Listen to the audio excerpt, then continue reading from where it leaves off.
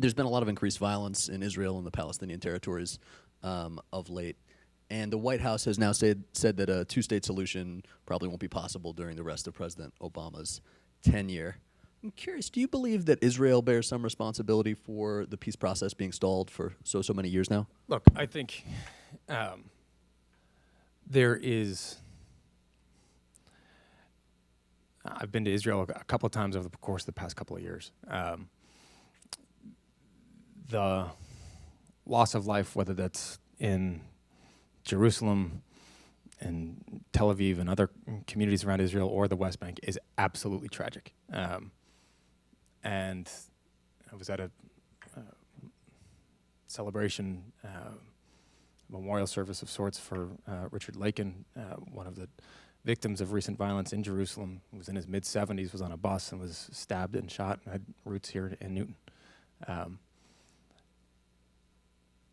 He dedicated his life, somewhat ironically, to bringing peace and understanding and bridging the gap between Israelis and Palestinians.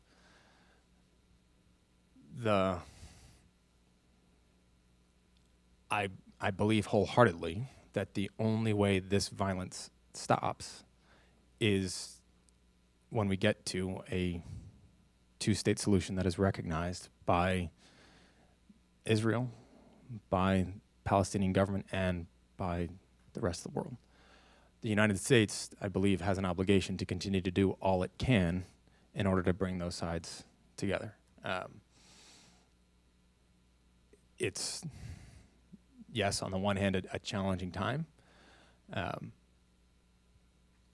It's also a region of the world that is, their status quo is often more challenging than many other parts of the world. So the message when I've gone to Israel and when I've come back and when I talk to members of the community here, when I talk to advocates in Washington, look, this never should be about pointing fingers in either direction. It's about the focus, I believe, should be on what can the United States do, what can I do to actually try to find a way to move the ball a little bit forward towards peace. And that's a responsibility that I think certainly the United States government has,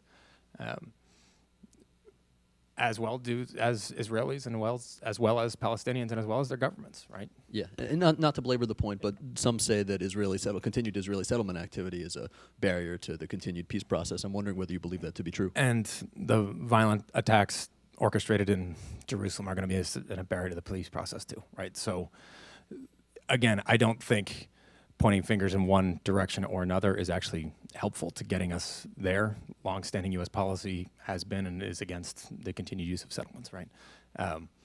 Or the continued construction of settlements. We have to find a way to get beyond the tit for tat of what's taken place in the violence in the Middle East to finding a way to get to let's ensure that this tit for tat doesn't go on for yet another generation, because the tragic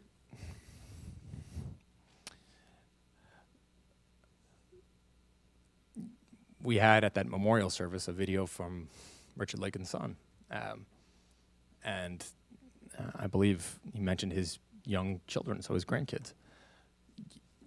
You don't want to see, I don't want to see, and no one wants to see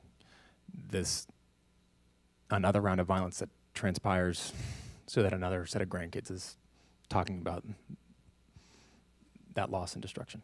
Right? We all bear a responsibility in that.